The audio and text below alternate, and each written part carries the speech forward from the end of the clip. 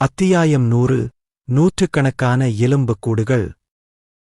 ஒரு குழிக்கு இடையில் இருக்கும் ஒரு பெரிய சிவப்பு பாறைக்குப் பின்னால் 3 உருவங்கள் மறைந்திருப்பதைக் காண முடிந்தது. 3 உருவங்களுக்குப் பின்னால் சில மீட்டர்கள் தொலைவில் ஒரு சிறிய காலியான பகுதிக்குள் ஒரு பழைய இலையற்ற மரம் இருந்தது. அவர்கள் மூவரும் கடுமையாக மூச்சிரைத்துக் கொண்டிருந்தனர். அவர்களின் உடைகள் வியர்வையால் நனைந்தன. திடீரென்று ஒரு உருவம் பாறைக்குப் பின்னால் இருந்து தலையை வெளியே நீட்டி துளைக்கு வெளியே பார்த்தது. அந்த உருவம் அடர் நீல நிற முடியையும் அழகான கருப்பு கண்களையும் கொண்டிருந்தது. அது பார்த்திபன்.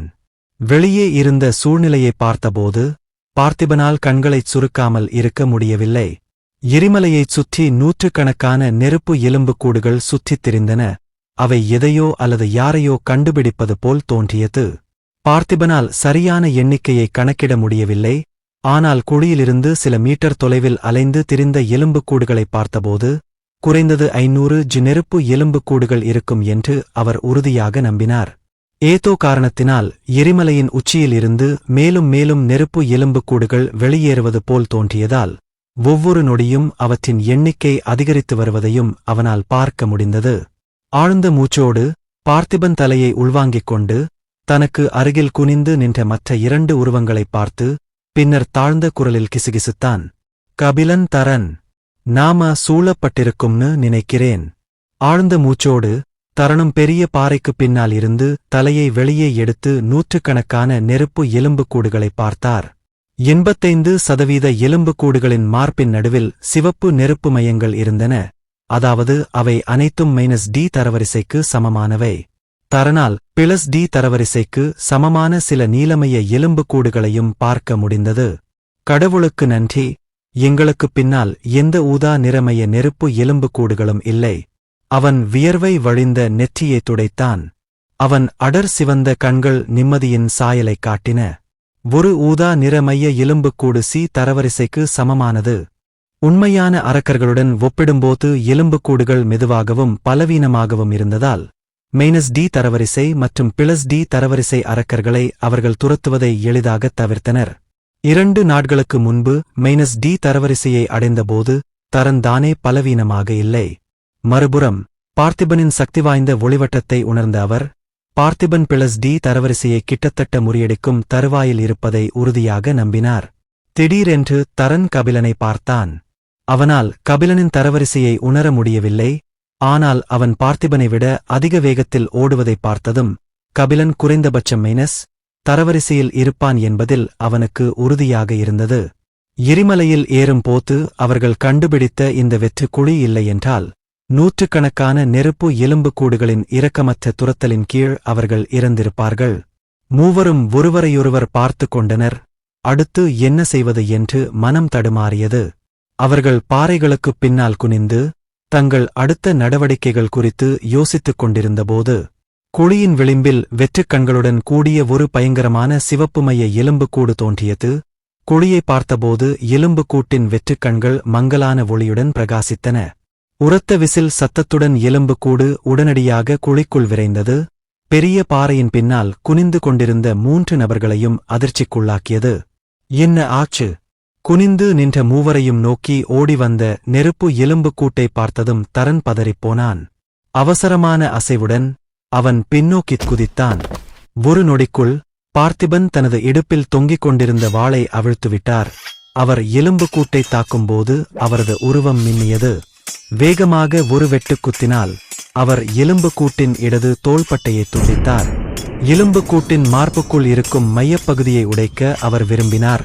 ஏனெனில் அது எலும்புக்கூட்டை நேரடியாக கொல்லும். ஆனால் தனது அனுபவத்திலிருந்து மையப்பகுதியைச் சுற்றியுள்ள எலும்புக்கூடு விலா எலும்புக்கூண்டு உடலின் மற்ற பாகங்களை விடக் கடினமானது என்பதை அவர் அறிந்திருந்தார். ஒரே ஒரு வெட்டுக்காயத்தால் தோள்பட்டை முழுவதும் துண்டிக்கப்பட்ட எலும்புக்கூடு சிறிதும் நிற்கவில்லை. அதன் உணர்ச்சியற்ற பார்வை இன்னும் மூவரின் மீது நிலைத்திருந்தது. அந்த எலும்புக்கூடு அதன் வாயை அகலமாகத் திறந்து பார்த்திபன் மீது எரிமலைக் குழம்புகளை வீசியது. அவர் பக்கவாட்டில் சென்று வரும் எரிமலைக் குழம்பு தாக்குதலை எளிதில் தடுத்தார். பார்த்திபனிலிருந்து சில சென்டிமீட்டர் தொலைவில் நின்ற கபிலன் எலும்புக்கூட்டின் மார்பின் மீது 2 இடி அம்புகளை எறிந்து அதன் மையப்பகுதியை குறிவைத்தார். எலும்புக்கூடு விலா எலும்புக்கூண்டில் பார்த்திபன் வெட்டிய வேகத்தை பயன்படுத்தி எலும்புக்கூடு விலா எலும்புக்கூண்டு சிறிது விரிசல் அடைந்தது.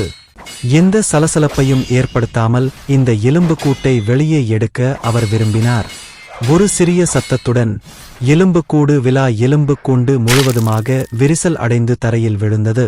அதே நேரத்தில் தரன் அவசரமாக உருவெடுத்து எலும்புக்கூட்டின் சிவப்பு மையத்தில் ஒரு தீப்பந்தத்தை வீசினார். அது இப்போது வெறுமையாக இருந்தது. எலும்புக்கூட்டின் உடலின் மற்ற பகுதிகள் தரையில் சரிந்தன.